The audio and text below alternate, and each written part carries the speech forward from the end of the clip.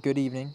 It's a Monday, and I'm going to read you a passage first that ties into a topic that I find extremely interesting, and that is to prevent mental issues within yourself, mental issues that you know will pop up. Now, there is no difference in degree of reality between mental and physical illness. One is as genuine as the other. They differ in origin, development, and recovery, but are alike in that in neither case is one expected to simply snap out of it. When we want to maintain a healthy body, we must work on prevention.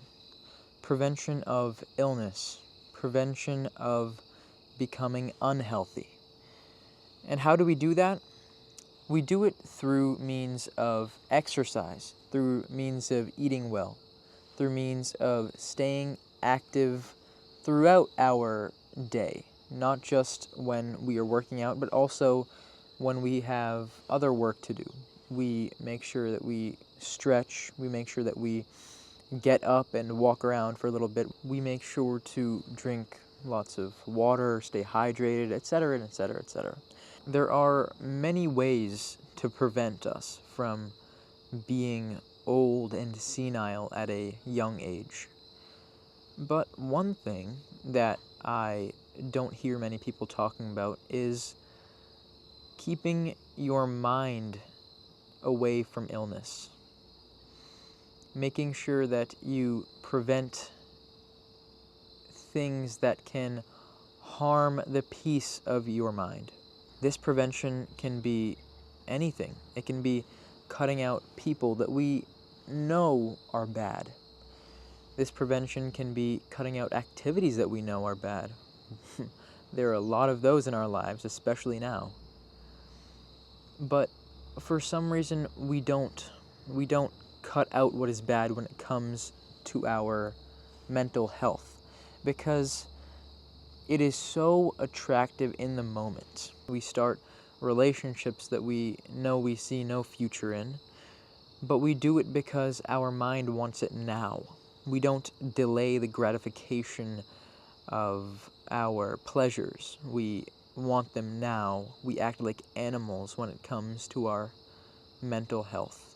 We don't care for our mental health, even if we say we do. But the issue with dealing with our mental health is that we can't see it clearly. When we get unfit and when we get ill, we can look in the mirror and see that, yes, our body is now fat. Yes, our body is now immobile. We feel aches and pains in places that we never felt aches and pains before. But it's different for our mind. We can't observe into our mind. Maybe we can, but we haven't developed that discipline, or it's been dormant for a long time. One of the only ways to target this is through asking ourselves questions. We don't ask ourselves questions much.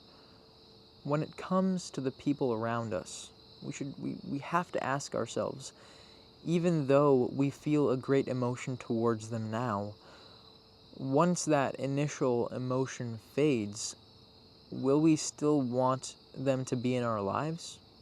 Will we benefit from having them in our lives in any way? But even if we ask ourselves this, we are prone to just lie to ourselves, because right now it feels good. Right now it feels amazing to be with the person that you are hanging out with or in a relationship with. To properly assess the people around you, you must ask yourself if they share the same values as you do, if they lie to you or not, if you lie to them or not, if they can see you in their lives. Even if you can see them, it doesn't necessarily mean that they will see you in their lives in the future. They could just be having a good time now and not understand how much that relationship or friendship means to you. Just like when we have a better body, we can do more. If we have a better mind, more control over our mind, we can do more. Always remember, if you don't control your mind, then your mind controls you. And when your mind controls you, it's your emotions that are controlling you. And when you only make emotion-based decisions, you are bound to live a life of misery.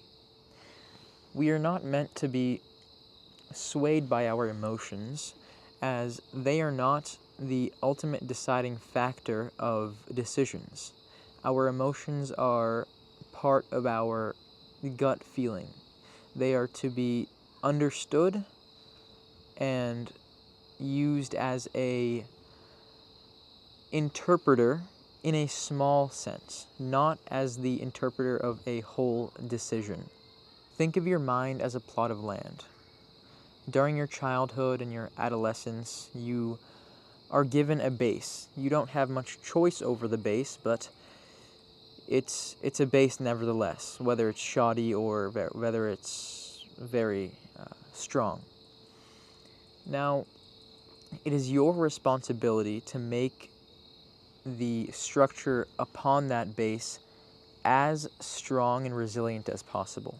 And you must hold yourself accountable if the structure that you are currently building is terrible. You can break down that structure and make it stronger and more resilient, but that also takes lots of discipline. And even through the acquisition of discipline, you will be rebuilding your foundation so that the new structure you build upon it is strong and resilient. But you have to do it. If you don't do it, then your structure will fall apart and continuously fall apart. And at the end of your life, all you will have is a pile of broken sticks. These trials and tribulations, they must be faced alone. No matter how much you want others to help you with it, they cannot, as it is something that can only be done from within. Thank you so much for watching. I am giving this advice to others, but also to myself. When I vocalize my problems or things I know that I have to do, I am that much more inclined to do it, because through doing this, the path I have to take becomes more clear. I become more centered, I become more disciplined. An unclear path is hard to walk through. A cleared path can be walked through. I'll leave you off with one final quote that I wrote myself. If we can find a way to justify our loneliness and continue on with our tormented existence, we can also hope to find meaning. I'll see you guys tomorrow.